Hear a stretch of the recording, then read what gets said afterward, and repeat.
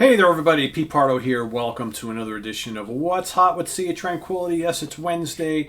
Yes, we got another new album to talk about. This is a really cool one. This is a brand new release, the fourth album, Inside Out Records, for the Neal Morse Band, Innocence and Danger. Of course, the Neal Morse Band, led by Neal Morse, formerly of Spock's Beard, been a pretty prolific solo artist since leaving Spock's Beard. He's also part of Transatlantic and Flying Colors and various other projects, but more importantly, in the last 5 or 6 years or so, the Neal Morse Band has really started to pick up steam as one of the great prog rock bands on the scene. Of course, along with Mike Portnoy and company. We'll get to the lineup in a second here. So this is a double disc set. All right, 2 albums, 2 CDs, I should say. Here we go. Innocence and Danger. Disc 1 is titled Innocence. Disc 2 is titled Danger. All right, there are the guys in the band. Of course, we've got Neal Morse on vocals and keyboards and guitar. We've got Mike Portnoy, drums, percussion, and vocals. You've got Randy George on bass. You've got Bill Hubauer on piano, organ, synths, and vocals, and Eric Gillette on guitar and vocals. Got a couple of guests on backing vocals and things here, but that's basically the band. You got a guest on strings, but for the most part, it's basically all the guys in the band on this particular album. Booklet's got lyrics and things, a little bit of extra imagery here and there, right? Pretty cool. All right. So once again, as we've come to expect with the Neal Morse Band, epic is the key word, right? No difference on this. 2 discs, a lot of music, right? An hour plus, probably about an hour and a half worth of music. I think actually even a little bit more than that. Probably closing in on 2 hours. It's probably like an hour and 45 minutes. I haven't timed it exactly, but something like that. The first disc are more of the shorter pieces. Although shorter, I say that with a little bit of little chuckle, because shorter to Neal and company could be 6, 7, 8, 9, 10 minutes long, right? But the more the shorter pieces, that standalone stuff. Whereas the second disc, the Danger, is the big epics, the big prog epics. But it's prog all the way through. It starts off with "Do It All Again," good, catchy, up-tempo, melodic prog rock. There's some spots where it's pretty heavy. The Neal Morse Band, they don't really do metal, but some of their songs, some of their arrangements are pretty aggressive and pretty heavy. All right, but definitely very symphonic, definitely loaded with hooks and whatnot. So it's a great way to start off the album. It's bright, it's big, it's bouncy, it's got all the things you like about Neal Morse and the projects he's worked on, specifically this band. What I like is there's a lot of vocals on this album from all the guys for the most part. Everybody contributes. You can hear, because they all have different singing styles. They all have different timbres to their voices, so you can always tell when it's Neal. You can tell when it's Mike. You can tell when it's Bill or Eric, right? So, which is really kind of cool. Next track is "Bird on a Wire," which is the song that they released before the album came out. Maybe some of you have seen the video. It's just, man, it's just such a catchy song. It's like one of those kind of stand up and just do this, and the main keyboard part is just so awesome. It's kind of heavy, "Bird on a Wire." Love the vocals, the chorus, just fantastic song. I listened to that like 3 times in a row today. It's so good. But yeah, it's pretty, it's lengthy. It's like 7, 8 minutes long. Then you got "Your Place in the Sun," another song loaded with hooks, but it's definitely proggy. Lots of keyboards on this album. Some scorching lead guitar. Eric Gillette is a shredder, kind of like in the Portnoy, in the Petrucci style. But then you got Neal play some guitar in here too. Acoustic guitar, some of the more bluesy leads are him. So kind of interesting. And you got Mike's incredible drumming all over this album.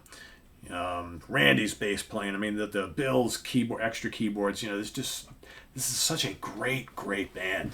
They really are absolutely formidable. You've got Another Story to Tell, another strong track. The Way It Had to Be, Emergence, Not Afraid is also really good. Haunting vocal harmonies on that. And then, you got all these really strong tracks, and then they end disc 1 with a really spirited cover of Bridge Over Troubled Water, of course, the great Paul Simon and Garfunkel classic. And, you know, I am often down on cover songs, you know, when bands do covers on their studio albums and sometimes even live. Because in a lot of instances, they don't really do anything with the covers, right? They just play it safe and you get like an exact replica of the original track. Not here. They totally take this great, majestic, heartfelt, emotional, poignant classic rock or folk rock, whatever you want to call the original classic, and they turn it into a prog epic. It's just awesome. There's some really good Hammond organ in this. The flourishes are great. It's just big and grand and majestic and symphonic. And that's what I like about a cover song. You know it's Bridge Over Troubled Waters, but you're like, holy cow, I like what they've done there. Very, very cool. Over on disc 2, the Danger part. So that was the Innocence. Now we're on to the Danger. Okay, you get Not Afraid, kicks it off, nearly 20 minutes long. Great, epic, a lot of different moving parts and things happening. Really, really cool. And then the big, what is this, 20-something minutes, 30-minute long, Beyond the Years, which is a 7-part epic, half hour. Really cool. Very complex in spots, definitely symphonic. I love multi-part epics where they kind of keep the listener going each step of the way. Every little section, different tempo, different pace, different time signature, different melody line. It all kind of makes sense and wraps up together. It's a really cool journey. The second disc is the one for the serious prog fans, where you want to hear the band stretching out, doing all these cool things on the keys, on the guitars, the rhythms, right? Whereas the first disc is more of the memorable tracks, still prog, but the first disc is more of the song-based stuff. The second disc is the epics, where the band really gets adventurous.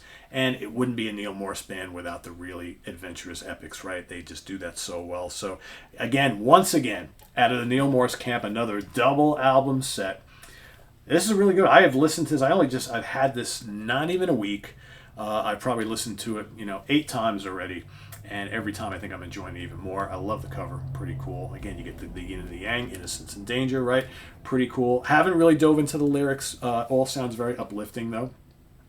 With lyrics, right? But with Neal Morse Band, his lyrics are always very positive. There's usually always some sort of a spiritual thing coming somewhere, right? May not be as overtly obvious on the Neal Morse Band stuff as opposed to Neal Morse solo, but they're still there, and I think it's just all feel-good prog rock, modern-day prog rock. Amazing instrumentation by the band, and it's just kind of cool when you think about just how immense something like this is, and these guys can kind of get together what seems like once, twice a year and just crank out these just immediately accessible albums that are challenging musically for all of us who like music like that, but yet just so memorable, full of hooks and catchy melodies and all that kind of stuff. So yeah, I dig this. Innocence and Danger. It's going to rank pretty high on my year-end list, I think. Check it out if you haven't already. Inside Out Music. Once again, there are the guys. There are the guys in the band. All right. Very cool stuff. Visit us on the web at www.seatranquility.org. We're on Facebook, we're on Twitter, of course, we're here on YouTube all the damn time. That's it for today. As far as the new product reviews, I was not able to get to the Starlight Ritual. The Iron Maiden CD literally just came in 5 minutes before I taped this episode, so obviously I'm going to need some time to listen to that. I was kind of hoping to get it in earlier this week. Didn't quite happen, but it is here, so expect a review. Depending on how many times I get to listen to it, you may get a bonus What's Hot show with a review of Iron Maiden. Maybe I'll grab a couple other SOT folks to help me out with that. We'll see, but chances are it's probably going to have to wait at least a few days or so. I hope I don't have to wait till next Wednesday, but we'll see. We'll play it by ear. Good things come to those who wait, I always say, and I'd rather give this some time because, again, it's another double disc set. A lot of stuff, a lot to soak in, so stay tuned. More on that later. Visit us on the web at www.seatranquility.org. We're on Facebook. We're on Twitter. Of course, we're here on YouTube all the damn time. See you real soon with lots more stuff here on the channel. I am Pete Pardo. Good night, everybody.